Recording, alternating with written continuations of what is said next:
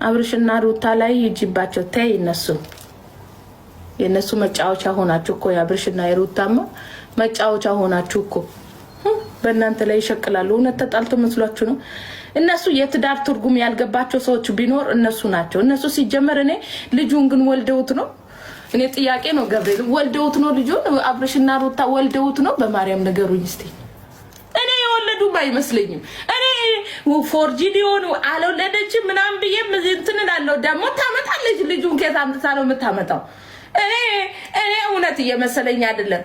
እውነት ወልዳው ከሆነ እነሱን ተዋቸው። እነሱ ለሰዎች አሪያ የሚሆኑ ሰዎች ሳይሆኑ በጣም ጠንቅና ለምሳሌ ለትዳራቸው ሰው ክብር እንዳይኖረው ለትዳራቸው እንዳይታመኑ የሚያደርግ ድራማ ነው። ይሄ ለሰው ልጆች አስፈላጊ አይደለም። የነሱ ፊልም አንዳንድ ፕራንኮች ለባለትዳሮች አስተማሪ የሆነ ነገር ሊሆን ይገባል።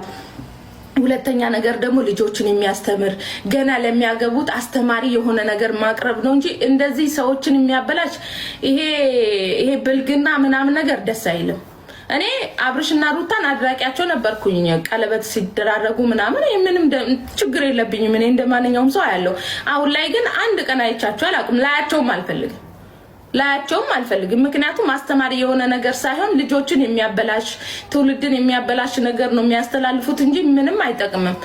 አንዳንድ ፊልምና ፕራንክ ነገሮች ሰውን የሚያስተምር ነገር መሆን አለበት። ለምሳሌ በትዳር ውስጥ መከባበር፣ እንዲሁም ደግሞ መተዛዘን፣ መታዘዝ፣ በጣም ብዙ ነገሮች አስተማሪ የሆኑ ነገሮች መለቀቅ ያለባቸው አሉ።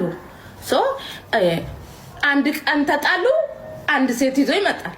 አንድ ቀን ተጣላች ሂዳ ወንድ ይዛ ትመጣለች። አንድ ቀን ተጣሉ ሂዶ ተላተመ ከአንዷ ሴት ጋር። ደግሞ ቬሎን ከት እንደሚያመጡት አላ ይሄ ምንም እንትን አያስቅምም አያስደብርምም ደስም አይልም አይመጣው።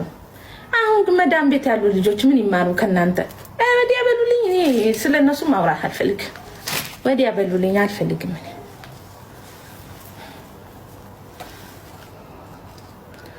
ምን ነው ሸዋ አሁንማ ፊልማቸው ማየት ራሱ እንዴት እንደሚያስጠላኝ ማርያምን ይመረኝ። በጣም ነው የሚያስጠላው።